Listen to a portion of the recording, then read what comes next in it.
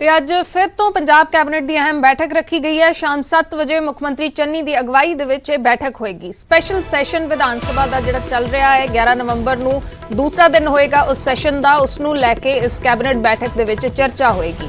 ਕੱਲ ਨੂੰ ਪੇਸ਼ ਹੋਣ ਵਾਲੇ ਬਿੱਲਾਂ ਤੇ ਮੋਹਰ ਲੱਗੇਗੀ। ਬੀਐਸਐਫ ਦੇ ਮੁੱਦੇ ਤੇ ਪੇਸ਼ ਹੋਣ ਵਾਲੇ ਪ੍ਰਸਤਾਵ ਨੂੰ ਅੰਤਿਮ ਰੂਪ ਇਸ ਕੈਬਨਿਟ ਦੇ ਵਿੱਚ ਦਿੱਤਾ ਜਾਏਗਾ। ਤਾਂ ਅਹਿਮ ਮੀਟਿੰਗ ਹੋਣ ਜਾ ਰਹੀ ਹੈ। ਕੱਲ ਨੂੰ ਜਿਹੜੇ ਬਿੱਲ ਪੇਸ਼ ਕੀਤੇ ਜਾਣੇ ਨੇ ਵਿਧਾਨ ਸਭਾ ਦੇ ਵਿੱਚ, ਵਿਧਾਨ ਸਭਾ ਦੇ ਸਪੈਸ਼ਲ ਸੈਸ਼ਨ ਦੇ ਵਿੱਚ ਉਹਨਾਂ ਦੇ ਉੱਤੇ ਮੋਹਰ ਲੱਗੇਗੀ ਤੇ ਬੀਐਸਐਫ ਦਾ ਮੁੱਦਾ, ਬੀਐਸਐਫ ਦੇ ਅਧਿਕਾਰ ਖੇਤਰ ਦਾ ਮੁੱਦਾ, ਉਸ ਤੇ ਜਿਹੜਾ ਮਤਾ ਲਿਆਉਣਾ ਹੈ ਪੰਜਾਬ ਸਰਕਾਰ ਨੇ, ਉਸ ਪ੍ਰਸਤਾਵ ਨੂੰ ਅੰਤਿਮ ਰੂਪ ਦਿੱਤਾ ਜਾਏਗਾ।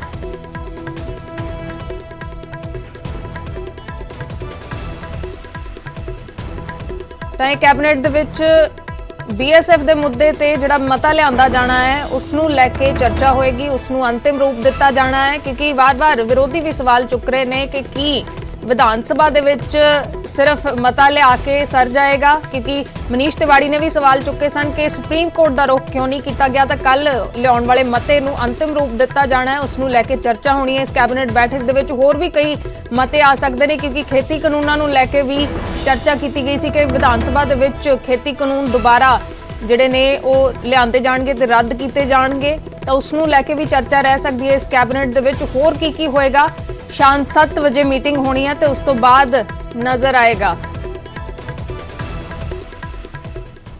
ਤਾਂ ਇਸ ਵੇਲੇ ਦੀਆਂ ਸਿੱਧੀਆਂ ਤਸਵੀਰਾਂ ਦਿਖਾਉਣ ਦੀ ਕੋਸ਼ਿਸ਼ ਕਰਾਂਗੇ ਜਿੱਥੇ ਟਰਾਂਸਪੋਰਟ ਮੰਤਰੀ ਮੋਹਾਲੀ ਦੇ ਵਿੱਚ ਰਾਜਾ ਵੜਿੰਗ ਰੇਡ ਕਰਨ ਦੇ ਲਈ ਪਹੁੰਚੇ ਨੇ।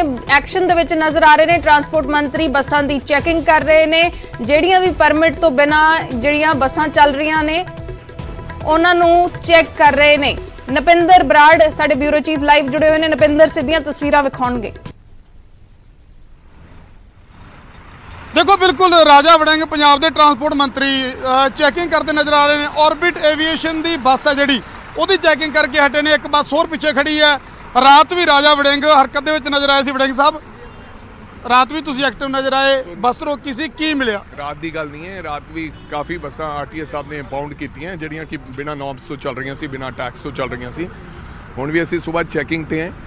ਅਸੀਂ ਇਹ ਚਾਹੁੰਦੇ ਹਾਂ ਕਿ ਜਿਹੜੇ ਨੇ ਵੀ ਟੈਕਸ ਦੇਣਾ ਜਾਂ ਜਿਹੜੀਆਂ ਨੋਰਮਸ ਦੀ ਉਲੰਘਣਾ ਕਰ ਰਹੀਆਂ ਉਹਨਾਂ ਨੂੰ ਇੰਪਾਊਂਡ ਕਰ ਰਹੇ ਹਾਂ। ਹੁਣ ਇਸੇ ਬੱਸ ਦਾ ਟੈਕਸ ਜਿਹੜਾ ਹੈ ਆਰਬਿਟ ਐਵੀਏਸ਼ਨ ਦਾ ਟੁੱਟਿਆ ਹੋਇਆ, ਇਸ ਕਰਕੇ ਇਹਨਾਂ ਨੂੰ ਇੰਪਾਊਂਡ ਕੀਤਾ ਗਿਆ ਹੈ। ਸਵਾਲ ਲੇਕਿਨ ਸਵਾਰੀਆਂ ਨੂੰ ਕਿਸੇ ਤਰੀਕੇ ਦੀ ਕੋਈ ਤਕਲੀਫ ਨਾ ਆਵੇ, ਇਸ ਕਰਕੇ ਉਹਨਾਂ ਨੂੰ ਬੱਸ ਸਟੈਂਡ ਤੇ ਡ੍ਰੌਪ ਕਰਕੇ ਤੇ ਇਹ ਬੱਸ ਨੂੰ ਇੰਪਾਊਂਡ ਕੀਤਾ ਗਿਆ। ਤਾਂ ਇਹ ਬੱਸ ਜਿਹੜੀ ਹੁਣੇ ਗਈ ਹੈ ਇਸ ਨੂੰ ਇੰਪਾਊਂਡ ਕਰ ਲਿਆ ਗਿਆ, ਸਵਾਰੀਆਂ ਨੂੰ ਡ੍ਰੌਪ ਕਰੇਗੀ, ਉਸ ਤੋਂ ਬਾਅਦ ਬੱਸ ਰੋਕ ਦਿਓਗੇ? ਜੀ ਐਂਡ ਮੈਂ ਤੁਹਾਨੂੰ ਵੀ ਬੇਨਤੀ ਕਰੂੰਗਾ ਕਿ ਸਾਡੇ ਨਾਲ ਹੋਰ ਵੀ ਚੱਲੋ। ਚੈਕਿੰਗ ਹੈ, ਜਿਹੜੀ ਨੋਰਮਸ ਦੀ ਉਲੰਘਣਾ ਕਰਨੀ ਹੈ ਸਾਰੀਆਂ ਬੱਸਾਂ ਨਾਲ ਇੱਦਾਂ ਕਰਾਂਗੇ, ਬੇਸ਼ੱਕ ਉਹ ਕਿਸੇ ਦੀ ਬੱਸ ਹੈ। ਵੜਿੰਗ ਸਾਹਿਬ, ਪਰ ਵਿਰੋਧੀ ਕਹਿੰਦੇ ਆ, ਸਿੱਧੇ ਤੌਰ ਤੇ ਮੈਂ ਕਹਿ ਦਿੰਦਾ ਕਿ ਅਕਾਲੀ ਦਲ ਦੇ ਕੋਈ ਆਗੂ ਕਹਿੰਦੇ ਨੇ ਕਿ ਤੁਸੀਂ ਵੰਡੇਟਾ ਪੋਲਿਟਿਕਸ ਕਰ ਰਹੇ ਹੋ। ਰਾਤ ਅਸੀਂ 9 ਬੱਸਾਂ ਫੜੀਆਂ, 8 ਕਿ 9 8 ਫੜੀਆਂ ਇੰਪਾਊਂਡਡ ਹੈ। ਕਿਹੜੇ ਥਾਣੇ ਖੜੀਆਂ ਜੀ?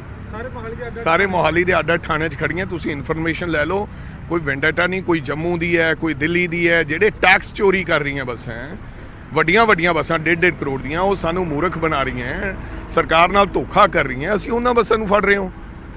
ਕੋਈ ਆਪਦੇ ਲਿਹਾਜ਼ੀਆਂ ਦੀਆਂ, ਕੋਈ ਆਪਦੇ ਸਾਥੀਆਂ ਦੀਆਂ ਕੋਈ ਬੱਸਾਂ ਫੜੀਆਂ ਕਾਂਗਰਸ ਪਾਰਟੀ ਦੀਆਂ? ਮੈਂ ਕਹਿ ਰਿਹਾ ਕਿ ਆਪਾਂ 8 ਵਜੇ ਆ, ਤੁਸੀਂ ਸਾਡੇ ਨਾਲ 2 ਘੰਟੇ ਰਹਿਣਾ। ਜਿਹੜੀ ਬੱਸ ਆਈ ਜੀਰਾ ਟੈਕਸ ਟੁੱਟਿਆ ਆ, ਲਿਹਾਜੀ ਦੀ ਹੋਈ, ਭੂਆ ਦੀ ਹੋਈ, ਫੁੱਫੜ ਦੀ ਹੋਈ, ਸਾਰੀਆਂ ਫੜ ਕੇ ਅੰਦਰ ਦਿਆਂਗੇ। ਤਾਂ ਲਗਾਤਾਰ ਇਹ ਚੈਕਿੰਗ ਹੈ ਜਿਹੜੀ ਚੱਲਦੀ ਰਹੂਗੀ। ਇੱਕ ਪਿੱਛੇ ਖੜੀ ਹੈ, ਚੈੱਕ ਕਰ ਲਈ ਕਰਨੀ ਹੈ? ਇਹ ਪਨ ਬੱਸ ਦੀ ਬੱਸ ਹੈ, ਜਿਹੜੀ ਸਰਕਾਰ ਦੀ ਬੱਸ ਹੈ, ਤੁਹਾਡੀ ਹੈ, ਸਰਕਾਰ ਦੀ ਬੱਸ ਹੈ। ਤੁਸੀਂ ਨਾਲ ਰਹੋ, ਚੈੱਕ ਕਰ ਲਿਓ। ਅਗਰ ਕਿਸੇ ਵੀ ਵਿਅਕਤੀ ਦੀ ਬੱਸ ਆਈ ਜਿਹੜੀ ਉਹ ਕਿਸੇ ਨੂੰ ਵੀ ਬਿਲੋਂਗ ਕਰਦੀ ਹੋਈ, ਚਾਹੇ ਮੇਰੇ ਕਿਸੇ ਰਿਸ਼ਤੇਦਾਰ ਦੀ ਹੋਈ, ਉਹ ਤੁਹਾਡੇ ਸਾਹਮਣੇ ਕਾਗਜ਼ ਚੈੱਕ ਕਰਾਂਗੇ। ਜੇ ਉਹਦਾ ਟੈਕਸ ਟੁੱਟਿਆ ਹੋਇਆ ਤਾਂ ਬਿਲਕੁਲ ਉਹ ਇੰਪਾਊਂਡ ਕਰਾਂਗੇ। ਕਿਸੇ ਨਾਲ ਕੋਈ ਲਿਹਾਜ਼ ਨਹੀਂ ਹੋਏਗੀ।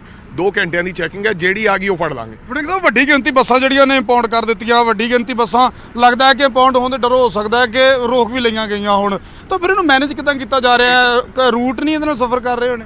ਬਿਲਕੁਲ ਜੀ, ਕਿਤੇ ਇਹ ਨੁਕਸਾਨ ਹੁੰਦਾ ਹੋਏਗਾ, ਬਟ ਮੈਨੂੰ ਲੱਗਦਾ ਕਿ ਬਹੁਤ ਬੱਸਾਂ ਪਿੱਛੇ ਆਉਂਦੀਆਂ, ਫਲੀਟ ਆਉਂਦੀ ਰਹਿੰਦੀ ਹੈ। ਕੋਈ ਐਸੀ ਗੱਲ ਨਹੀਂ, ਉਹ ਦੂਸਰੀ ਸਵਾਰੀ ਦੂਸਰੀ ਨੂੰ ਲਾਏਗੀ। ਫਰਕ ਤਾਂ ਥੋੜਾ ਜਿਹਾ ਹੋ ਸਕਦਾ ਕਿ ਆਵੇ, ਲੇਕਿਨ ਕੋਈ ਇਦਾਂ ਨਹੀਂ ਹੋਏਗਾ ਕਿ ਸਵਾਰੀ ਨੂੰ ਆਪਦੀ ਡੈਸਟੀਨੀ ਤੇ ਪਹੁੰਚਣ ਦੀ ਕੋਈ ਤਕਲੀਫ ਹੋਏਗੀ। ਕੋਈ ਇਸ ਤਰ੍ਹਾਂ ਦੀ ਤਕਲੀਫ ਨਹੀਂ ਹੋਏਗੀ। ਅਸੀਂ ਹੋਰ ਬੱਸਾਂ ਚਲਾ ਦੇਵਾਂਗੇ। ਕਿਤੇ ਐਸਾ ਮਾਹੌਲ ਹੀ ਨਾ ਵੜਿੰਗ ਸਾਹਿਬ ਬਣ ਜਾਏ ਵੀ ਪੰਜਾਬ ਦੇ ਵਿੱਚ ਪ੍ਰਾਈਵੇਟ ਬੱਸ ਚਲਾਉਣ ਤੇ ਡਰੇ ਵੀ ਕਿਤੇ ਮੰਤਰੀ ਸਾਹਿਬ ਨੇ ਖੜੇ ਹੋਣ, ਤੁਹਾਡਾ ਪਤਾ ਹੀ ਕੋਈ ਨਹੀਂ ਨਾ ਕਿਹੜੇ ਰੋਡ ਤੇ ਖੜੇ ਹੋ, ਕਿਹੜੇ ਚੌਂਕ ਤੇ। ਅੰਦਰ ਜੀ, ਟੈਕਸ ਚੋਰਾਂ ਨੂੰ ਤਾਂ ਡਰਨਾ ਹੀ ਚਾਹੀਦਾ। ਜਿਹੜੇ ਵੀ ਟੈਕਸ ਚੋਰ ਹੈ, ਜਿਹੜੇ ਵੀ ਨੋਰਮਸ ਦੀ ਉਲੰਘਣਾ ਕਰ ਰਹੇ, ਉਹਨਾਂ ਨੂੰ ਡਰ ਹੋਣਾ ਚਾਹੀਦਾ। ਜੇ ਮਹਿਕਮੇ ਦਾ ਡਰ ਨਹੀਂ ਹੋਏਗਾ ਤਾਂ ਫਿਰ ਇਹ ਸੂਬਾ ਤਰੱਕੀ ਨਹੀਂ ਕਰ ਸਕੇਗਾ। ਸੋ ਅੱਜ 12 ਵਜੇ ਪ੍ਰੈਸ ਕਾਨਫਰੰਸ ਕਰਕੇ ਤੁਹਾਨੂੰ ਇਹ ਗੱਲ ਦੱਸਾਂਗੇ ਕਿ ਪਿਛਲੇ 1 ਮਹੀਨੇ ਦੇ ਵਿੱਚ ਅਸੀਂ ਕੀ ਕਰਤਾ ਔਰ ਕਿੱਥੇ ਹੁਣ ਸਾਡਾ ਜਿਹੜਾ ਮਹਿਕਮਾ ਹੈ ਉਹ ਟੈਕਸ ਦੇ ਮੁਤਲਕ ਪਹੁੰਚ ਗਿਆ, ਰੈਵਨਿਊ ਦੇ ਮੁਤਲਕ ਪਹੁੰਚ ਗਿਆ। ਤੁਹਾਨੂੰ 12 ਵਜੇ ਅਸੀਂ ਦੱਸਾਂਗੇ।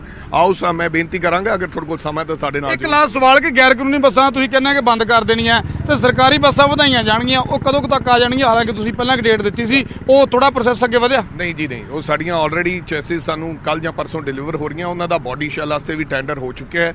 3 ਕੰਪਨੀਆਂ ਨੂੰ ਉਹ ਟੈਂਡਰ ਚਲਾ ਗਿਆ ਹੈ। ਉਹ ਜਲਦੀ ਮੇਰੇ ਖਿਆਲ 30-35 ਦਿਨਾਂ ਦੇ ਅੰਦਰ ਸਾਨੂੰ ਡਿਲੀਵਰੀ ਕਰਨੀ ਸ਼ੁਰੂ ਕਰ ਦੇਣਗੇ ਬੱਸਿਸ ਦੀ। ਹੁਣ ਇਹ ਕਾਰਵਾਈ ਜਾਰੀ ਰਹੇਗੀ ਤੁਹਾਡੀ?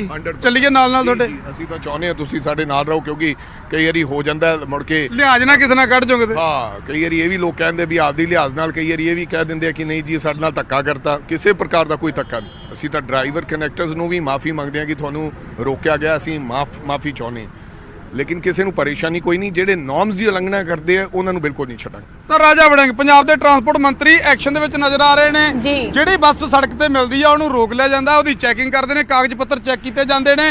ਔਰ ਹੁਣੇ ਇੱਕ ਆਰਬਿਟ ਐਵੀਏਸ਼ਨ ਬੱਸ, ਸਿੱਧੇ ਤੌਰ ਤੇ ਕਹਾਂਗੇ ਬਾਦਲ ਪਰਿਵਾਰ ਦੀ ਬੱਸ ਨੂੰ ਰੋਕਿਆ ਗਿਆ। ਬਾਦਲ ਪਰਿਵਾਰ ਦੀ ਬੱਸ ਕਹਿੰਦੇ ਕਿ ਉਹਨੇ ਟੈਕਸ ਨਹੀਂ ਸੀ ਭਰਿਆ, ਸਵਾਰੀਆਂ ਦੀ ਭਰੀ ਸੀ, ਸਵਾਰੀਆਂ ਛੱਡਣ ਗਈ ਹੈ ਤੇ ਉਸ ਨੂੰ ਇੰਪਾਊਂਡ ਕਰ ਲਿਆ ਗਿਆ। ਤਾਂ ਹੁਣ ਅੱਗੇ ਚੱਲ ਪਏ ਨੇ ਤਾਂ ਯਾਨੀ ਦਾਅਵਾ ਕਰਦੇ ਨੇ ਕਿ ਚਾਹੇ ਮੇਰੇ ਰਿਸ਼ਤੇਦਾਰ ਭੂਆ ਫੁੱਫੜ ਦੀ ਬੱਸ ਹੀ ਕਿਉਂ ਨਾ ਹੋਈ, ਜੇ ਟੈਕਸ ਨਹੀਂ ਭਰਿਆ, ਜੇ ਉਲੰਘਣਾ ਕੀਤੀ ਹੈ ਤਾਂ ਉਹਦੇ ਖਿਲਾਫ ਕਾਰਵਾਈ ਹੋਏਗੀ। ਐਸਾ ਦਾਅਵਾ ਰਾਜਾ ਵੜਿੰਗ ਕਰ ਰਹੇ ਨੇ। ਹੁਣ ਦੇਖਦੇ ਆ, ਹਲੇ ਕਾਰਵਾਈ ਜਿਹੜੀ ਹੈ ਉਹਨਾਂ ਦੀ ਜਾਰੀ ਹੈ।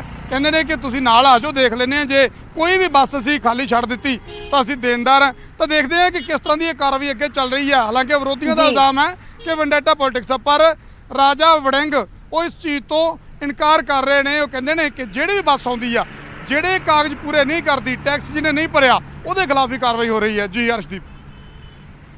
ਜੀ ਸ਼ੁਕਰੀਆ ਨਪਿੰਦਰ, ਫਿਲਹਾਲ ਪੂਰੀ ਜਾਣਕਾਰੀ ਦੇ ਲਈ। ਤਾਂ ਲਾਈਵ ਚੈਕਿੰਗ ਕਰ ਰਹੇ ਸੀ ਰਾਜਾ ਵੜਿੰਗ। ਟਰਾਂਸਪੋਰਟ ਮੰਤਰੀ ਨੇ ਕਹਿ ਰਹੇ ਨੇ ਕਿ 2 ਘੰਟੇ ਇਸੇ ਤਰੀਕੇ ਦੇ ਨਾਲ ਛਾਪੇਮਾਰੀ ਜਾਰੀ ਰਹੇਗੀ। ਕੱਲ ਰਾਤ ਨੂੰ ਵੀ ਚੈਕਿੰਗ ਕਰਦੇ ਨਜ਼ਰ ਆਏ ਸੀ। ਕੱਲ ਰਾਤ ਨੂੰ ਵੀ ਕਈ ਬੱਸਾਂ ਨੇ ਜਿਹੜੀਆਂ ਉਹ ਇੰਪਾਊਂਡ ਕੀਤੀਆਂ ਗਈਆਂ ਸੀ। ਤਾਂ ਲਗਾਤਾਰ ਜਦ ਤੋਂ ਟਰਾਂਸਪੋਰਟ ਮੰਤਰੀ ਬਣੇ ਨੇ ਰਾਜਾ ਵੜਿੰਗ ਐਕਸ਼ਨ ਦੇ ਵਿੱਚ ਨਜ਼ਰ ਆ ਰਹੇ ਨੇ ਤੇ ਇਹ ਵੀ ਕਹਿ ਰਹੇ ਨੇ ਕਿ ਕੋਈ ਵੈਂਡੇਟਾ ਪੋਲਿਟਿਕਸ ਨਹੀਂ ਹੈ। ਕਿਸੇ ਦੀ ਵੀ ਬੱਸ ਹੋਈ ਜਿਸਨੇ ਟੈਕਸ ਨਹੀਂ ਭਰਿਆ, ਟੈਕਸ ਚੋਰੀ ਕਰ ਰਹੇ ਨੇ, ਉਹ ਉਹਨਾਂ ਦੀਆਂ ਬੱਸਾਂ ਨੇ ਜਿਹੜੀਆਂ ਉਹ ਇੰਪਾਊਂਡ ਕੀਤੀਆਂ ਜਾਣਗੀਆਂ। ਤਾਂ ਇਹ ਲਗਾਤਾਰ ਐਕਸ਼ਨ 'ਚ ਨਜ਼ਰ ਆ ਰਹੇ ਨੇ। ਲਾਈਵ ਰੇਡ ਜਿਹੜੀ ਹੈ ਉਹ ਅਸੀਂ ਤੁਹਾਨੂੰ ਦਿਖਾ ਰਹੇ ਸੀ। ਟਰਾਂਸਪੋਰਟ ਮੰਤਰੀ ਲਗਾਤਾਰ ਛਾਪੇਮਾਰੀ ਕਰ ਰਹੇ ਨੇ। ਤਾਂ ਫਿਲਹਾਲ ਇਸ ਬੁਲੇਟਿਨ ਦੇ ਵਿੱਚ ਇੰਨਾ ਹੀ। ਮੈਨੂੰ ਦਿਓ ਇਜਾਜ਼ਤ। ਖਬਰਾਂ ਦਾ ਸਿਲਸਿਲਾ ਇਸੇ ਤਰੀਕੇ ਜਾਰੀ ਰਹੇਗਾ।